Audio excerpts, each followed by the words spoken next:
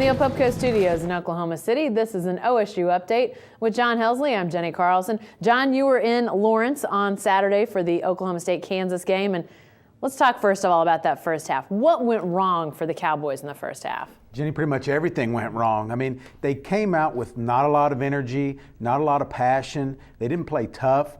You know, you would think going on the road like that in a great environment, they had talked about it during the week, that, you know, they'd show up with some energy, and they just really didn't have that. I don't know if some of the young guys who hadn't been in that situation before just kind of backed away from it some, but it was across the board. Markel Brown played with a little bit of intensity, but other than him, it was pretty flat. That seems to be sort of a trend this year a little bit, some of that energy and toughness early, because as we saw in the second half, which we'll talk about in a minute, that changed. But is that a little bit of a worrisome trend for Travis Ford? It could be. You know, I'm going to say at this point that kind of attribute it to the youth. I mean, I guess that's what you have to do.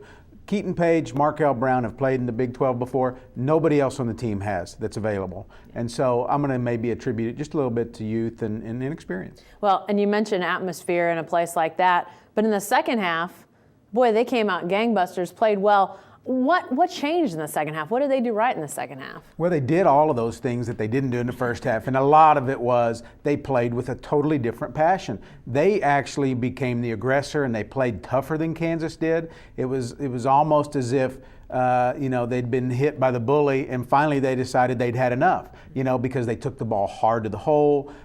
When they fouled hard, which may not sound like all that great of a thing, but in that game it was an impressive thing because they had been pushed around and finally they'd had enough. The rematch of these two is on senior night, which is Keaton Page night essentially. I think it's going to be kind of interesting because you're right, there were some of those dunks and hard fouls. I think it could be fun on senior night. I think it could be too.